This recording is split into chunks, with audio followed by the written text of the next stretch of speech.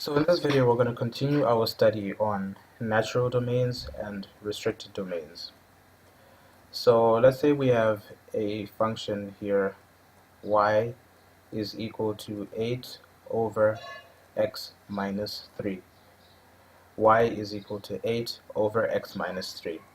So if someone was to ask you, well, what is the natural domain of this function?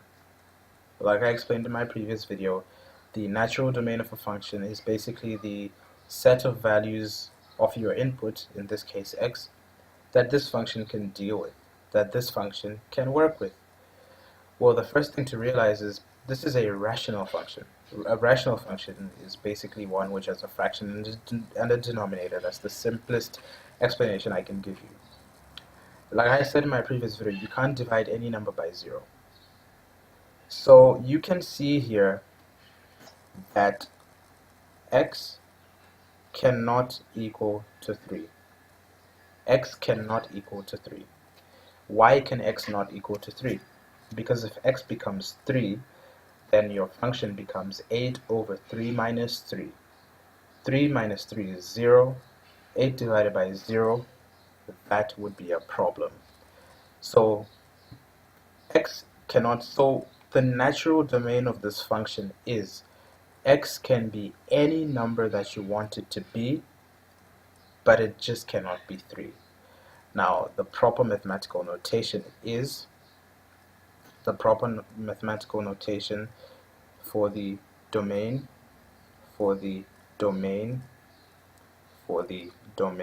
is x is a member of all real numbers. X is a member of all real numbers, but x cannot equal to 3. So this is the natural domain for this function. This notation, this symbol here means is a member of, belongs to. This R-looking symbol means real numbers. So x can be anything. X is a member of all real numbers, but x cannot be 3. So this is the natural domain of this function. This is the natural domain of this function. What that means is you can put in any single x value that you want here, provided that that x value does not equal to 3. So you can put in negative values of x, you can put in positive values of x, you can put in 0, you can put in infinity. Any number that you want to put in, you can put it. That's why x is a member of all real numbers, but that x cannot be equal to 3. So this entire statement here is the natural domain of this function, y is equal to 8 over x minus 3. But what if I decide that, okay, look, from those real numbers that this function can take in, I only want numbers that are less than 10. So I can then say my new domain is x should be less than 10 provided that x is not equal to 3. X is less than 10 provided that x is not equal to 3. Remember, this condition is there because x cannot be equal to 3. So this becomes my restricted domain. I'm the one that's decided that, look, I only want numbers of x that are less than 10. I only want numbers of x that are less than 10. So I've restricted the domain.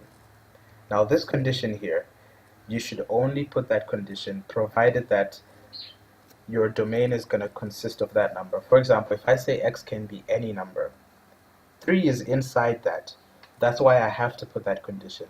If I say x is less than 10, 3 is a member of this set. That's why I have to put this condition. For example, if I had put in, okay, x should be less than 1 as my restricted domain, then I don't need to put this condition here for x cannot be equal to 3, because 3 doesn't even belong to this family here, because all numbers less than 1 can't have 3 there, so you wouldn't put that condition there.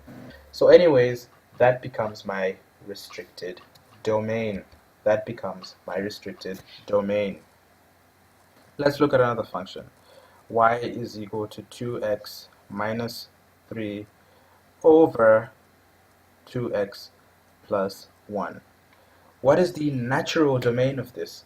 Like I said, whenever you're dealing with rational functions, the first thing you always want to think about is that the denominator cannot be 0.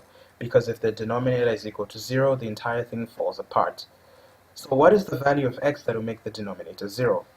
Well, if the denominator is 0, 2x plus 1 is equal to 0, so 2x is equal to negative 1, so x is equal to negative 1 over 2, which is equal to negative 0.5.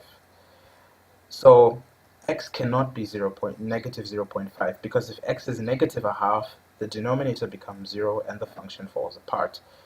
So the natural domain of this function is x, again, is a member of all real numbers, but x cannot equal to negative a half. That is the natural domain of this function.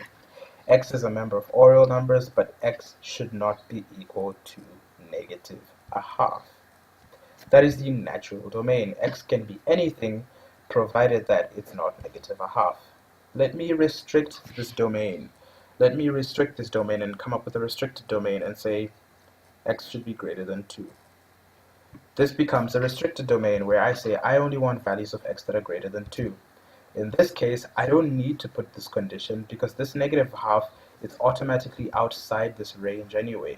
So I don't need to put that condition.